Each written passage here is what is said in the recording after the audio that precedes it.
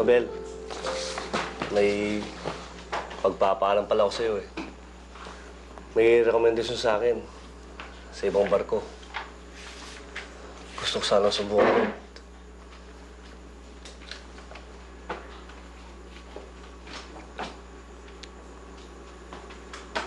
Gusto mo pa bang umalis? Hindi ba okay naman na tayo ngayon? Magkakasama, kumpleto.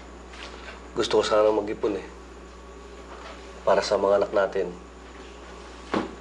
Pagkatapos nun, uwi na ako. Focus na tayo sa punerarya. Bilang ama at asawa, yun ang nakikitang silbi ko. Ang ibigay sa inyo kung anong pinakamaganda.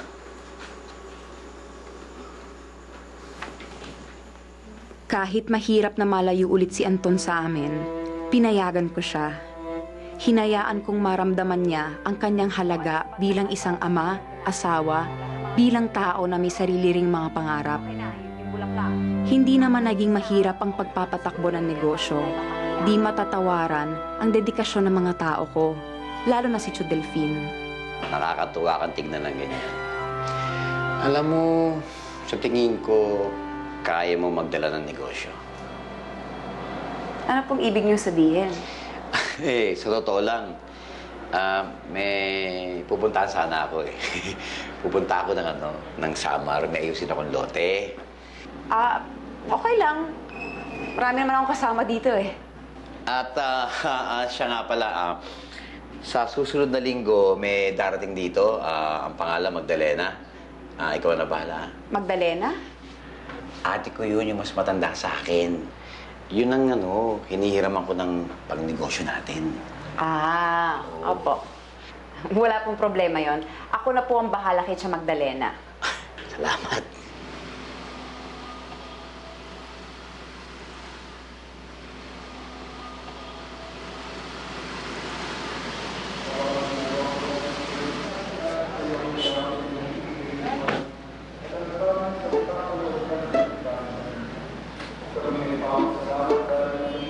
Tia Magdalena?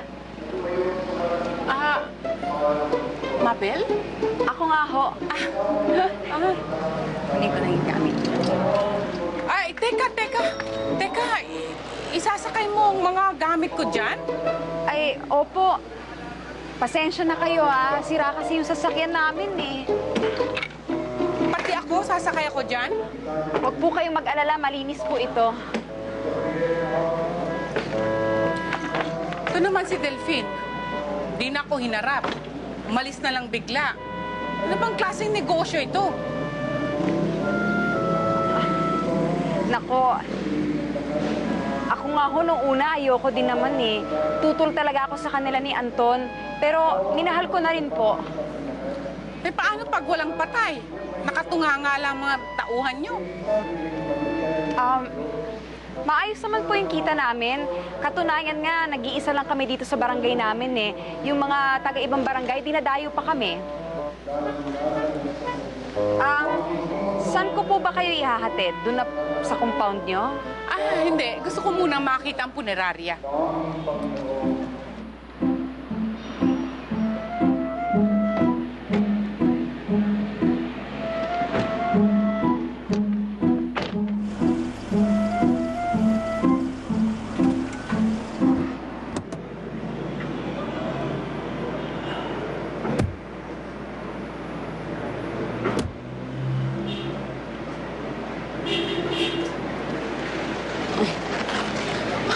Yan ang nga sinasabi ko eh. Walang ginagawa ang mga tao mo. Sita, tuka mo sa Sasa na po ate. Magkano namang kinikita nyo bawat kliyente? Ano po? Minimum mga 50,000. 50,000 bawat buwan? Ay, hindi po. Pag sinuwerte naman kami, nasa 150 to 200,000 po. Pag sinuswerte, paano pag hindi? Pakaluma naman mga kagamitan nyo. Parang gamit na gamit. Ang pangit. Matutuwa bang patay nito? Aakyat na lang sa langit, amoy kalawang pa. June! June, halika nga dito. Asan yung order natin formally? Di ba kahapon pa yon? Dadaanan ko na lang po mamaya, ate. Naku, please gawin nyo na yan, ha? Apo. Kahapon pa yan, eh. Ay, ako na po, ako na po. Ako na. Hindi, ako na po. Ako na. Hello? Sino ho?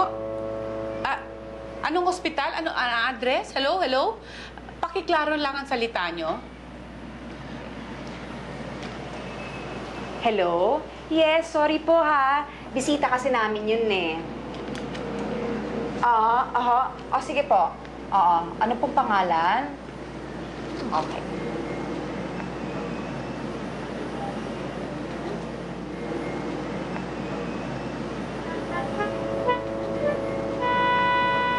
Sa Magdalena. Ito po, oh. Ano yan? Pinaabot po ni Cho Delfin. Ito din yung natitirang bayad sa utang po niya sa inyo. Aba, hindi yan ang pinag-usapan namin. Ang pinag-usapan namin ay may parte ako sa kita ng puneraryang ito dahil sa aking kontribusyon. Ganun po ba? Kasi yun lang ang bilin sa akin ni Cho Delfin, eh. Yung bayaran daw po niya yung utang sa inyo. Sandali, hindi kayo tumutupad sa usapan. May pinirmahan si Delfin sa akin nang umutang siya ng pera. Ano ba ito? Naglolokohan tayo?